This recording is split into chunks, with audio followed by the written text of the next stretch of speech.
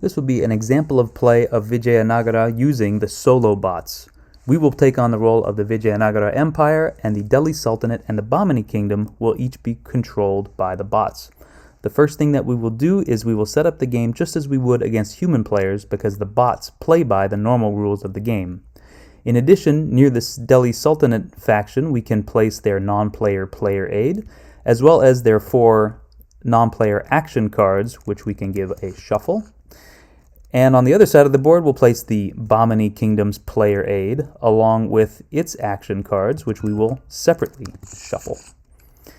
At the bottom of each of the non-player player aids, there are additional setup instructions, which are based on the difficulty level that we are seeking for this play.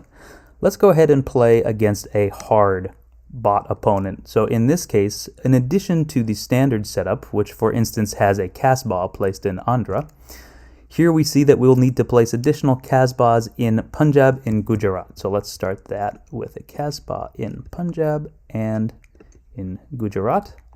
And then for the Bahmani Kingdom, if we're looking for a hard challenge, then it looks like their Deccan influence, indicated by the moon symbol, the Bahmani Deccan influence starts at 4. So we will go ahead and give the Bahmani Kingdom these 4 additional emirs to start the game. Slide their influence up to 4, and that means they're already on the board with 4 points. Okay, that's it. So let's just go ahead and start playing. And the first thing that we see is that the Delhi Sultanate is the first eligible faction for this card. So if we look on the non-player Delhi Sultanate player aid, on the top left, we'll see how the Sultanate will make its decision. We'll perform the first available action. The first question is, do they have fewer than 3 resources, etc.?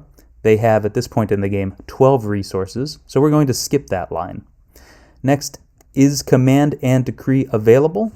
It is, and so we'll draw for command and decree. To determine what they will do, we will go to the Delhi Sultanate's action cards. And the first thing we will do is take the top off, place it on the bottom of the deck, and we'll use the new top card to determine their actions. So if we take a look here, the first question to us is whether or not 6 plus 2d6 is less than or equal to the number of available troops. The game starts with 10 available troops. So let's give these 2 dice a roll. We've rolled a 4. 6 plus 2d6 is 10, which is equal to the number of available troops. So we're actually going to walk down the green path here.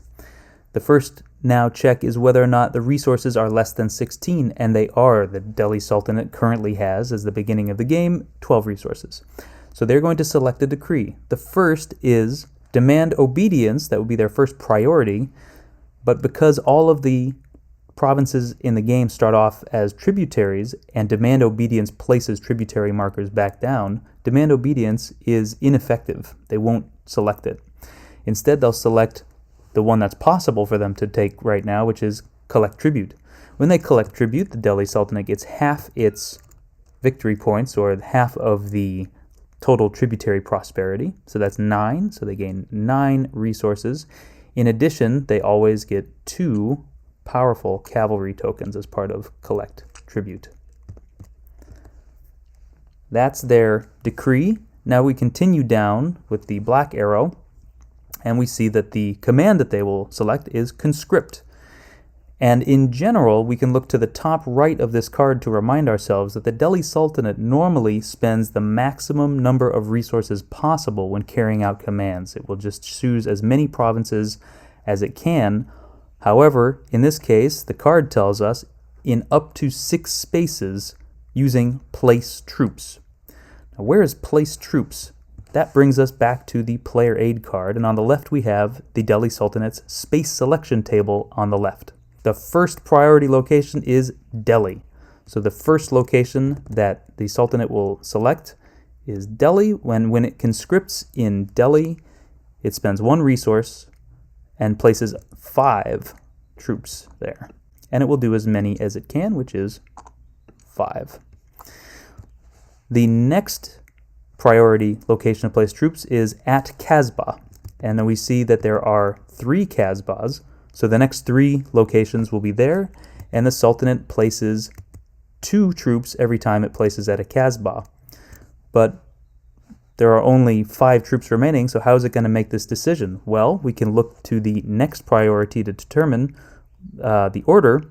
The next most important place is Punjab. So we'll start with Punjab, placing 2 troops there. After that, it appears that we have majority or control by the player with the most VP. So we look to the locations where we, the Vijayanagara Empire, have a majority, that's Karnataka, but there's no Kasbah there, and right now we're trying to break a tie among Kasbahs. So we move down and we are looking at provinces, but Gujarat and Andhra are both provinces. Fewest opposing pieces, but at least 1. Well, Gujarat has 1 opposing piece, and Andhra has 2 opposing pieces. So the fewest opposing pieces tells us that we are going to place 2 troops in Gujarat. And then the next location selected will be Andhra, where they can place as many as they can, which is just 1. And for those 3 locations with Kasbahs, we should spend 1, 2, 3 more resources. If we look back on the action card for the Sultanate, that arrow now takes us to select 1 decree, but we already selected 1. So we get to the stop sign, the Delhi Sultanate is done. It's taken its full turn. We can leave this action card, by the way, on the top of this deck. It will be the first thing that we do when we need another card to take it and move it to the bottom of the deck. Who's next to play? Well, on this event card, we see that the Vijayanagara Empire is up, so that's us.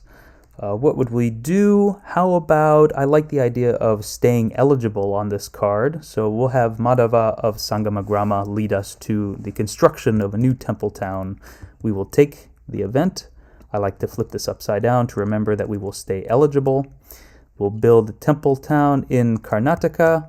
That gives us a point. We're on the board. Last, the Bahmani Kingdom now gets a chance to act. And to determine what they will do, let's look at their top left of their player aid. The first question is, if they cannot rebel, which they cannot because it is the Khalji dynasty and they begin the game unable to rebel, so that's true, they cannot rebel. Is the event available? No, it's not available, so they're not even going to check this. We move to the next line. Are there less than 4 resources? No, the Bahmani Kingdom starts the game with 6 resources, so we skip that line. Is command and decree available? No. Is the event effective and has stay eligible? No. Do they have at least 1 resource? Yes. So they will draw for a limited command, which makes sense. So they're going to take a limited command, which is one of their basic commands, but only used in a single province. But which one will it be? Now we go to their action deck, and we begin by taking the first off of the top, placing it at the bottom, and now we will go through a series of checks. The question before us is the Bahmani influence less than 2? It's at 4, so that's false, and so we're instructed to flip the card. Now, the top of this card would tell us which decree to select, but we have to remember that right now the Bahmani Kingdom is only looking to make a limited command, so we're going to skip that box altogether. We're now asked, is 1d6 less than or equal to the number of available emirs? There are 10 available emirs, so regardless of how this plays out, the answer is yes. 1d6 is less than the available emirs. So we now see that the command that they will choose is, well, the first priority would be to rebel.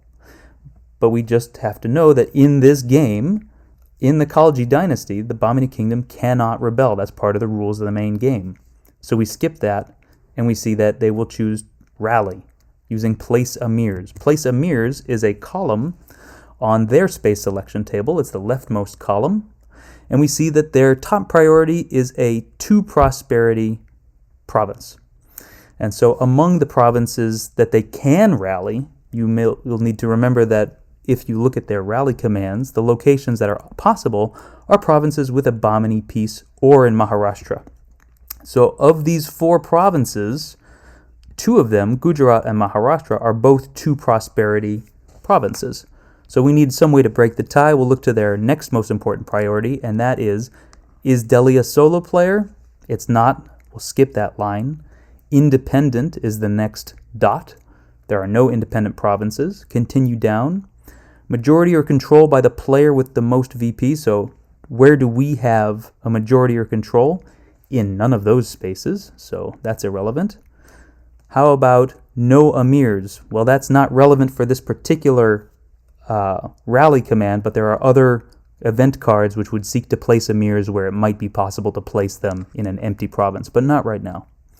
Fewest opposing pieces is the next priority, and we see that Gujarat has many opposing pieces and Maharashtra has none. So Maharashtra will be the selected location.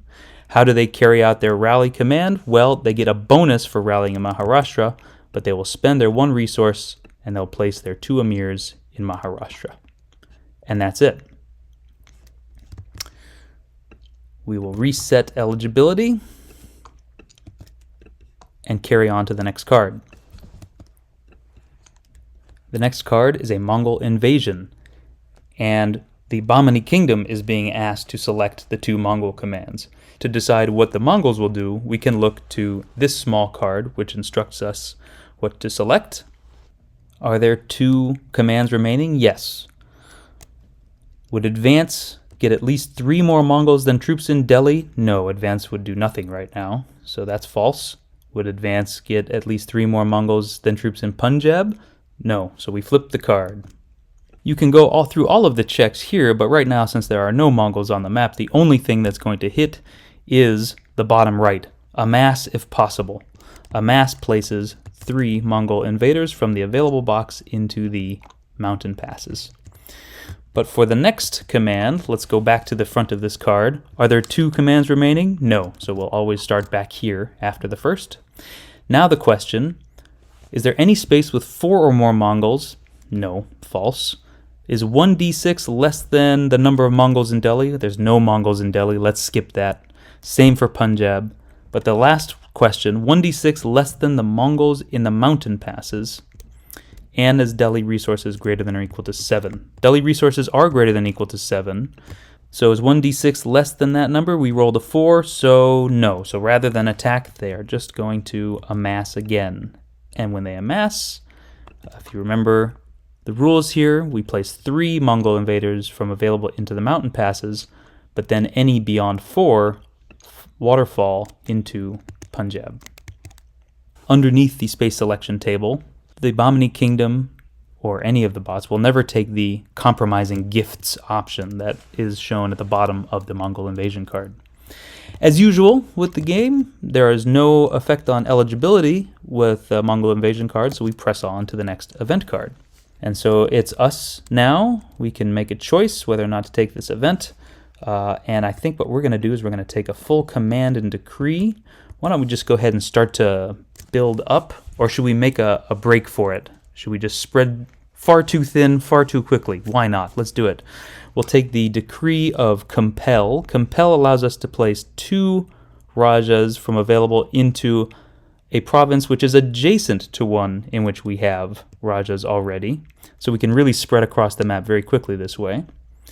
And in addition to that, we will rally.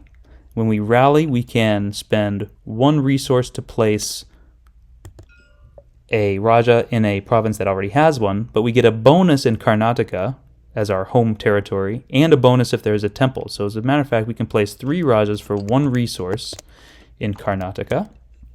Let's pay for that.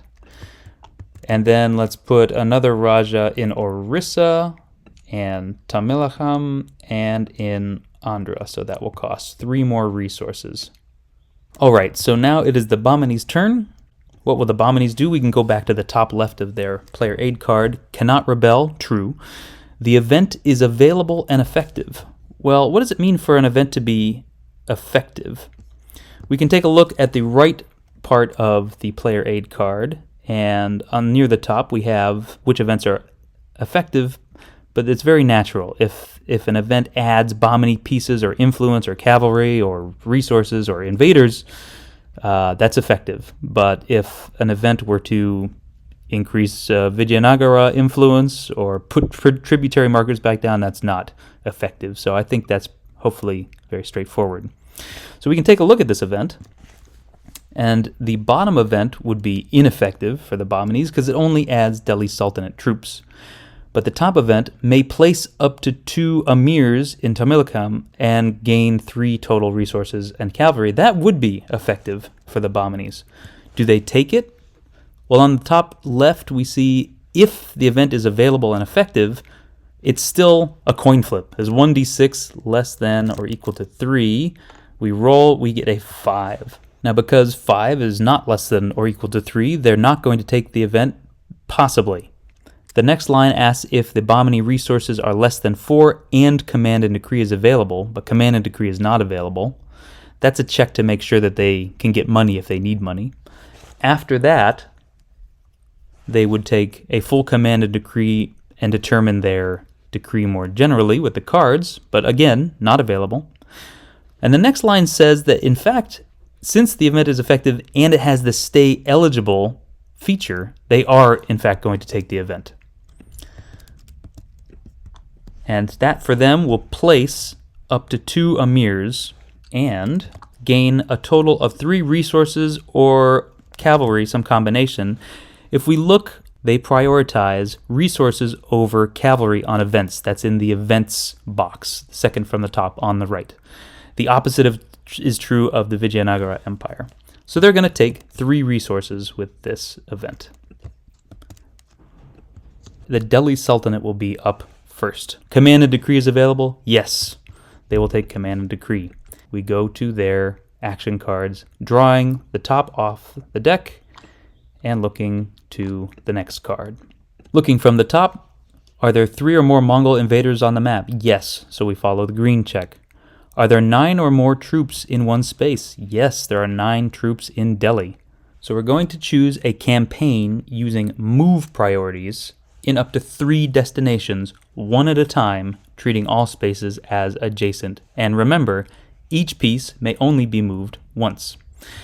The move priorities are indicated on the right side of the player aid card, on the right side, 3rd box down from the top. The move priorities start with select a destination via space selection. That means we look to the left, the space selection table, and we see that there is a whole column close to the right, 3rd from the right, campaign destination. The asterisk just reminds us how campaign works. We treat all spaces as adjacent, and each piece may move only once. Delhi is potentially the first selected space. If we look back on the move priorities, we see that what the bot is going to try to get on the bottom is 1 governor to an independent province. Delhi's not independent, so that's irrelevant. It's going to try to get 1 governor to tributaries with obedient pieces. Delhi is not a tributary, again irrelevant. It's going to try to get majority or control, or in this case just majority in Delhi, which it already has, and it's going to try to add troops until there are at least 4. That's already satisfied in Delhi, so there's nothing that this movement would achieve that the Sultanate does not already have. So Delhi is in fact not going to be chosen as the first destination space. And we can look back on the space selection table for the next highest priority destination. And that appears to be, moving down the column, the first dot after that is Punjab. We can look back at the same get priorities, and it already has everything it wants to get in Punjab as well. So Punjab will not be selected as the destination. Next is an independent province. There are none. How about mountain passes? Okay, mountain passes will be the first selected space. I will use a pawn to remind us of which spaces have been selected. And we are going to do this one at a time. So we've selected a destination. Let's look at the move priorities now. The bot is only going to try to get 4 troops there. How is it going to try to get 4 troops to the mountain passes? The move priorities at the top say, select origins with the most Delhi units. If this was a march, they would have to come from an adjacent province, like the normal rules, but in this case they're going to select the space with the most Delhi units, which is Delhi. But we are going to make sure that when we do this, we keep pieces in the origin space so that we do not change a majority of control. We make sure to leave a governor in any Delhi independent spaces, and we make sure to leave 4 troops in Delhi, Punjab, and the mountain passes. So the first troop will be taken from the space with the most units, that's Delhi. So 1 will go into the mountain passes. And then we will check again to see if there is a new province with the most units. But it's still Delhi. So we will take the second troop and put it in the mountain passes. So we now have gotten everything that the bot was trying to achieve there, until 4 troops. The next selected space, if we go back to the campaign destination space selection, after mountain passes we have majority by the player, that's us, with the most VP. So it's just us. So they are looking for where we have a majority. Among those, how will it choose? Well, let's continue to look at its priorities here. Next would be fewest opposing pieces, but at least 1. Orissa was their selected next destination. What is the movement trying to achieve here? Remember, they're going to try to get 1 governor to an independent province, 1 governor to a tributary with obedient pieces. Okay, so that's the first thing they want to do. They want to get a governor there. And so how are we going to do that? All spaces are being treated as adjacent right now, so this is possible. It looks like the 1 could come from Malwa. That is not going to disturb what is desired to be kept. It does not change majority. It's not Delhi independent. It's a tributary, that's different, and it doesn't change the number of troops in Delhi, Punjab, and mountain passes, so that's a safe move away from Malwa. The next thing we want to do is we want to get a majority of pieces there. The origin will be the location with the most units, which right now is Delhi. So we'll take 1 troop from Delhi. Now again, which location has the most units? Well, actually Delhi and Punjab both have the most units. We can flip here. So let's take 1 from Delhi. And now we need 1 more, so that 1 more will come from Punjab. We'll want to remember that no piece can be moved more than once. Has the Sultanate gotten everything that it wants? Well, it has now achieved a majority in this province. But the next thing it would like to achieve, if possible, is until 4 troops. A coin flip would determine whether the troop comes from Punjab or Delhi, the 2 spaces with the most Delhi units. For the third selected space, Karnataka. What would it like to achieve? The bot would love to get a governor to Karnataka, but there are none available that have not already been moved, like the one in Orissa. So it will just have to skip that. It will do as much as it can. The next is to try to get a majority in that province, which is going to be very difficult to do. Let's see if it can do it. So we're going to be moving units out of the origins with the most Delhi units, 1 unit at a time, troops first. Which space has the most Delhi Sultanate units? Well, Punjab has 5, and Orissa has 5, but we have to remember that all of these pieces in Orissa have already moved on this turn, and they cannot move again. So let's just ignore these for the remainder of this action. So we're going to take the first from Punjab. Now, Punjab still has 4 troops, as does Delhi, but remember that the keep commands here are to change no majority control and to leave 4 troops in Delhi, Punjab, and the mountain passes. So the next possibility would be either Gujarat or Malwa, and we could flip a coin, and let's say it was Malwa. We take this next. The next one would be from Gujarat. And now we have quite a few provinces which have 2 troops to consider moving. Well, notice first that in Madhya Pradesh, if we were to take a troop that would actually change who has control there, it would be the Bahmanis. So those troops cannot be moved either. We're looking at Malwa and Jaunpur and Gujarat. So among those 3, we could flip a coin, but we're going to need at least 3 more here, so we can take 1 from each. We still have not achieved a majority, even though as the Vijayanagara player, we might be getting a little uncomfortable now. Next up, I suppose we needed 1 more, so as part of that coin flipping, 1 coming from Andhra.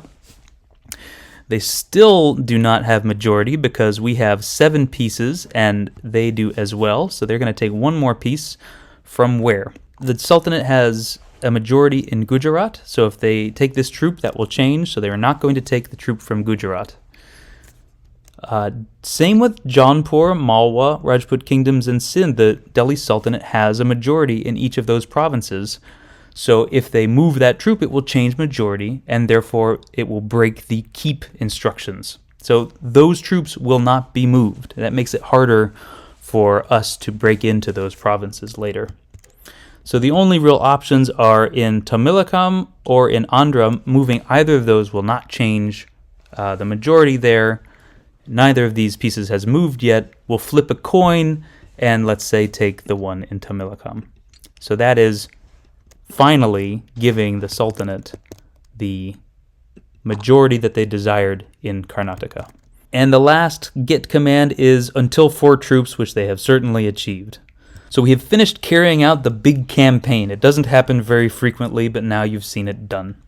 Now, which command will the Sultanate choose? We continue to move down this card, and the command that they choose is to attack in spaces with 2 or more Sultanate units. Which spaces are they going to select and how many? On the top right of this card, we're reminded that the Sultanate will spend down as many as possible resources to carry out the command in as many possible provinces. That said, they can't really do too much attacking right now because all of these other pieces are obedient, and the Sultanate cannot attack obedient Rajas and Amirs. Only once they have flipped to rebelling does that become possible. The Mongol invaders are always treated as rebelling, so the Sultanate is going to pay 2 resources and carry out attacks. Punjab first. So because the Sultanate hits in Punjab on 4s or less, right now it's looking at 2 hits, which will be sufficient. The question of how the Sultanate will use cavalry is indicated on the top right of the player aid card. They only use cavalry to charge whenever it's effective, and they'll spend a maximum of 3 tokens per battle. In this case, doing so would not be effective. They already have the 2 hits that they're going to achieve, and the Mongols cannot screen using their cavalry token.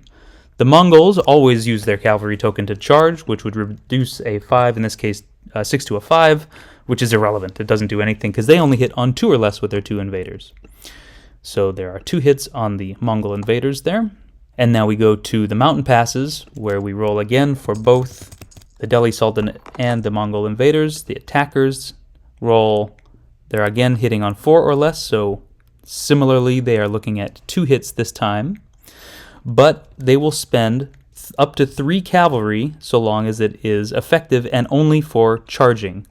So they will charge this 5 to a 4 to make it a hit. They'll charge this 5 to a 4 to make it a hit. If it were possible to screen this hit, then maybe they would spend a charge to make the 2 a 1 to make it unscreenable. So 4 hits against the Mongols and 2 hits against the Delhi Sultanate there. Next up, it's the Bahmanis. Since they cannot rebel, we check the event. If it is available and effective, is it effective? They may place up to 4 of their units in any one province containing a temple and remove the temple. That is effective for the Bahmanis. So they will roll to see if they will take it. That's a 6. So 1d6 is not less than or equal to 3. So far it's looking like they won't take the event. Command and decree is not available, so we'll skip the next 2 lines. The event is effective and has stay eligible? No. And do they have at least 1 resource? Yes, so they will draw for a limited command. They're going to try for a 1-2 punch here. So we'll go back over to their cards. We'll take the top card, place it on the bottom of the deck, and look at the next action command. Is 1d6 less than or equal to the number of available amirs? Once again, the answer is going to be yes, because they have 6. So we skip over that decree once again, and once again, since rebel is not possible at this point of the game, they're going to rally. Once again, Maharashtra. So it's the same decision as before. They get the bonus because they're in Maharashtra. For 1 resource, they place 2 amirs. And we go to the next card. It's the Bahmanis, which are first to act. Is the event effective, available, and if so, they'll flip a coin. Adding 1 influence is not effective for them because they already have 4 influence. So this is not actually an effective card for them. As a side note, some of these events will have a little symbol. On the bottom, there's a little symbol next to the shaded event, and that symbol is to indicate that this event is not effective for any faction. So that would just be ignored. But that symbol's not here. This is just not effective for other reasons. So the next thing the Bahmanis will do is they'll check if they have 4 or fewer resources. They do not, so we move to the next line. Is the command and decree available? Yes. So they will take a command and decree.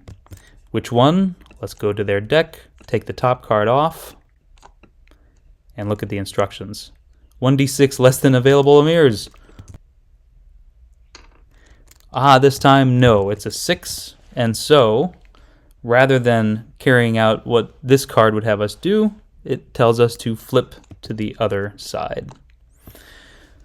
The first thing that they will try to do for their command is to rebel, but the Bahmani Kingdom cannot rebel during the Khalji dynasty, so the next priority here is to migrate. And we're also reminded here to shift influence in the first destination with a Vijayanagara peace. The Bahmani Kingdom and the Vijayanagara Empire bots work a little bit differently than the Delhi Sultanate bot in terms of how many resources it will spend to carry out its command.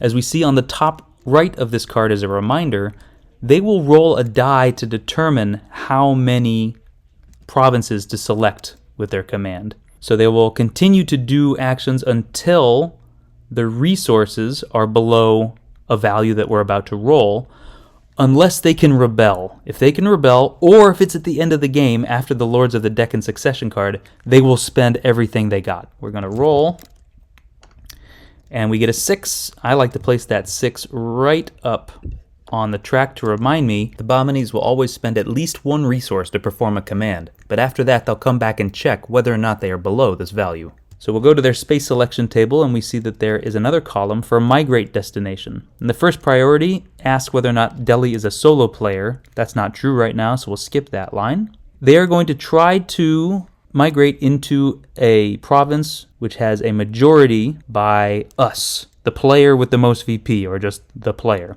And that means we are going to select Andhra as the first migrate destination. Let's go ahead and pay for that now. The Bahmanis now have 6 resources. So the Bahmanis are going to try to get as much as they can, a majority of Andhra. That's not going to be possible because in order to have majority, they would need 6 emirs there. But migrate only allows up to 3 pieces to be brought in. That's just the normal rules of migrate.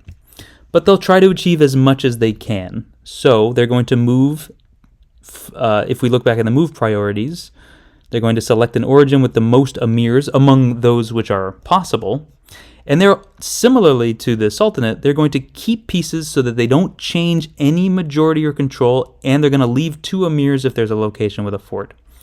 So that means that this emir in Gondwana is not going to migrate into Andhra because that would change majority in Gondwana. There would be no majority, rather than right now the Bahmanis have a majority. In Madhya Desh, also, by moving an emir from Madhya Desh, that would change the majority there. So the only possibilities are, well, I'd say Tamilakam and Maharashtra, but the same is true in Tamilakam. Moving an emir from Tamilakam would change the majority in Tamilakam. So it really will be as simple as 3 emirs coming in from Maharashtra to Andhra. The card reminds us to shift influence in the first destination with a Vijayanagara piece, which Andhra is. However, the Deccan influence of the Bahmanis is already maximum, and the influence of the Vijayanagara Empire is minimum, so carrying out that action would be entirely ineffective. So they won't actually do that.